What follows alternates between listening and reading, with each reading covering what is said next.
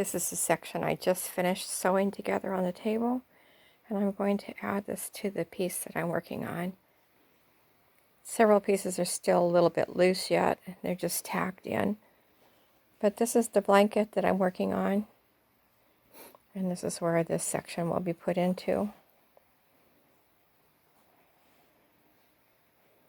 Some pieces are finished, each square. Some have ends that have to be worked in. And I'll go back over this after I finish adding the squares. I have some loose strings. They're attached to the squares. I stopped working the ends into the squares as I was doing them because it just left a bulky end that would be sticking out. And sometimes when you're working them in, sometimes the ends will still stick out. You try to work them in the best as possible. Sometimes you can just weave them through and then pull it out. Sometimes they'll still come out. It's just the fact how yarn is. Okay, so what I've been doing, I started out with a diamond-shaped pattern, and I just staggered them, and then I had to come up with a half a square and finish the ends. This is the part that I've already sewn. There's quite a bit that's been done already.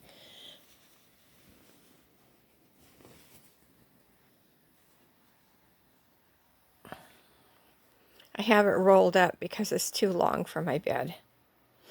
It would hang over the edge. So I did the half square,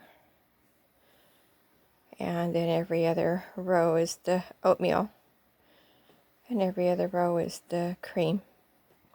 And then once I finish putting this all together, then we're going to go around the outside with a dark brown to trim it.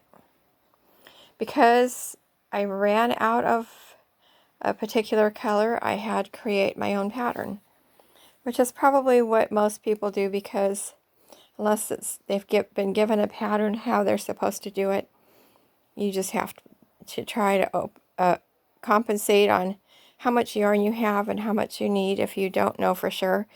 We knew that it would be approximately 6 skeins of one color for a twin bed, and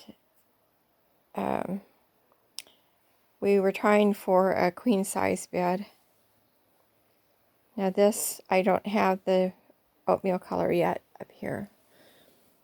And these are the oatmeal ones that I'll be putting in the end. There's one. Here's one.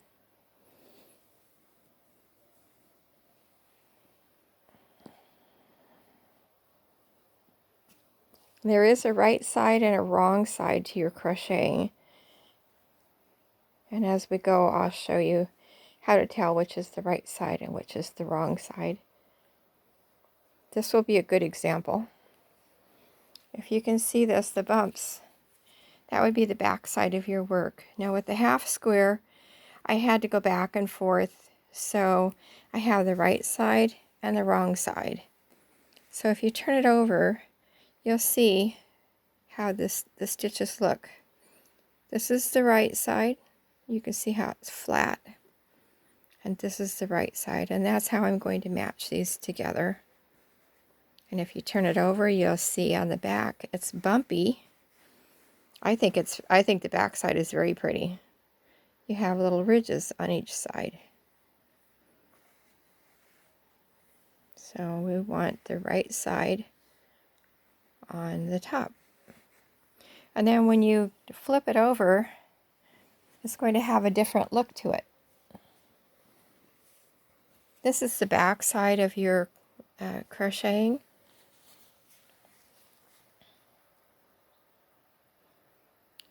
And because of the way it's going together, it'll have like a ridge. I believe once it's been washed a few times, that ridge won't be there anymore. But the back side will be bumpy, and the front side will be smooth. This is going to be a very pretty blanket. I have a queen size bed, and I had to put it together on my bed in order to make it flat and lay out the way I want it to. So I've been assembling it and just rolling it over.